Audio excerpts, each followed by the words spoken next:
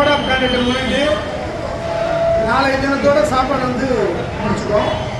நாளைக்கு இன்னைக்கு வந்து ஸ்பெஷல் மீல்ஸு மெஷர்மெண்ட் மட்டும் சப்ளை கொடுக்குறோம். நாளைக்கு வந்து வெஜிடேரியன் தயிர் சாப்பாடு வந்து எப்பவும் போல் எண்ணெய் கிரீம் போட்டு பால் ஊற்றி நல்லா கொடுத்து போகிறது. இப்போது உங்களுக்கு நாங்கள் தினந்தோறும் இங்கே மட்டும் வந்து ஒரு 1250 சம்டைம் ரொம்ப விசேஷமான நாளாக இருந்தால் 1400 பேர் வரைக்கும் ஒரு நாளைக்கு சாப்பிட்றாங்க. மாதவெடுத்து வந்து ஒரு 600 பேர் சாப்பிட்றாங்க.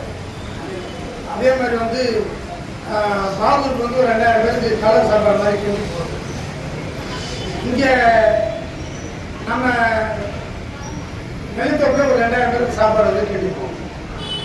இந்த மாதிரி சாப்பாடு வந்து போடுறது வந்து நிற்க போகுது அப்படின்னோடனே மனசுக்கே ரொம்ப கஷ்டமாக இருக்குது. ஏன்னா அந்த சாப்பாடுக்கு நல்லா ஒரு காலத்தில் ரொம்ப ரொம்ப கஷ்டப்படுது. என் வீட்டில் ஒரே முருங்கை மரம் இருக்கணும், முருங்கை மரம் நெய் இருக்கணும். அந்த முருங்கை மரத்தை பறித்து தான் எங்கள் வீட்டில் சாம்பார் மாதிரி வச்சு கஞ்சி மட்டும் எங்கள் அம்மா செஞ்சு கொடுத்தாங்க.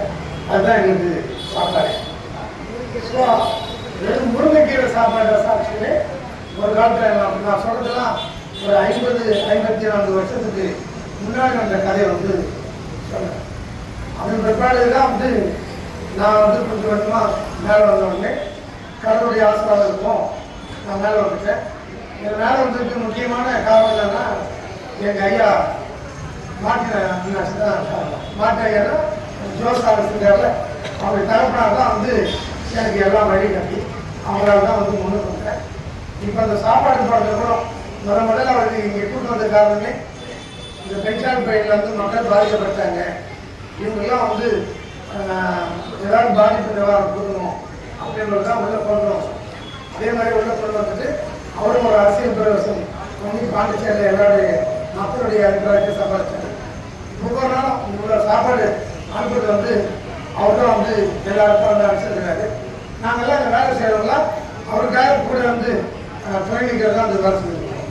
ஸோ இப்போ சாப்பாடு மறுபடியும் வந்து இதை போட முடியலையே, இன்னும் போடுறது 2 மாதம் ஆகும், 2 மாதம் ஆகும்னு நினைக்கும் போது மிகப்பெரிய மனசு கஷ்டமாக இருக்குது. இந்த கேஸ் வேறு கட்டுப்பாடு ஆகிடுச்சு. பிரைம் மினிஸ்டருடைய லாபகமான முறையில் வந்து அந்த கேஸ் கட்டுப்பாட்டை வந்து கொண்டு வந்துட்டேன்.